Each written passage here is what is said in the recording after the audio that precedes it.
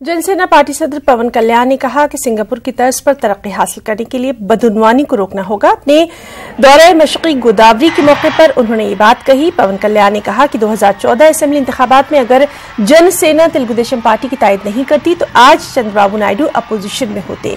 पवन कल्याण का कहना है कि 40 साल का सियासी तजुर्बा रखने वाले चंद्रबाबू नायडू आंध्राई अवाम के जज्बात को समझने में नाकाम रहे हैं। पवन कल्याण ने अपोजिशन लीडर जगन मोहन रेड्डी को भी तनकीद का निशाना बनाया। Telugu Desam party leader TG Bharat की जानिब से विजन यात्रा का इनेकाद किया गया है। उन्होंने बताया कि इस यात्रा का अहम मकसद करनूल की तरक्की के लिए काम करना है।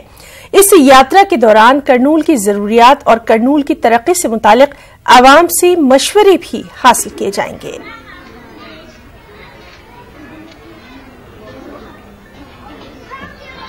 Okay, 2019 से 24 तक अगर एमएलए बन गया तो कैसे काम करना, पहले पब्लिक में जाके वार्ड को घर को जाके वो लोग को पूछ रहे हैं मैं क्या काम करना, अच्छा काम करने के लिए विजन तैयार कर रहा हूं मैं।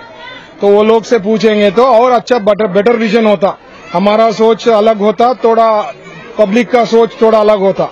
तो उसमें अच्छा पॉइंट्स लेके 2019 से 24 तक डेवलप करने के लिए घर को जाके उसको पूछ रहे, यही विजन यात्रा का मतलब है।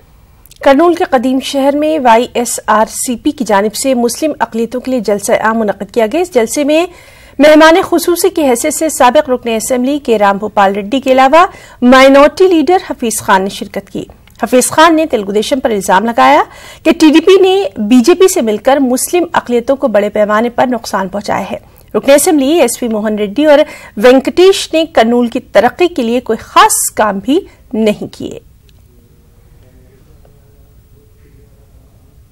उनसे लड़कर आपको एमएलए बनाए तो आप क्या करते, वही चंद्रबाबू नायडू को जिसको आप गालियां देके उसकी पार्टी के ऊपर ठहर के उसकी पार्टी को हरा के उसी पार्टी के पास जाकर आप जो है घुटने टेक देते, उस शख्स का नाम SP मोहन रेड्डी है। मैं बताना चाहता हूं आपको।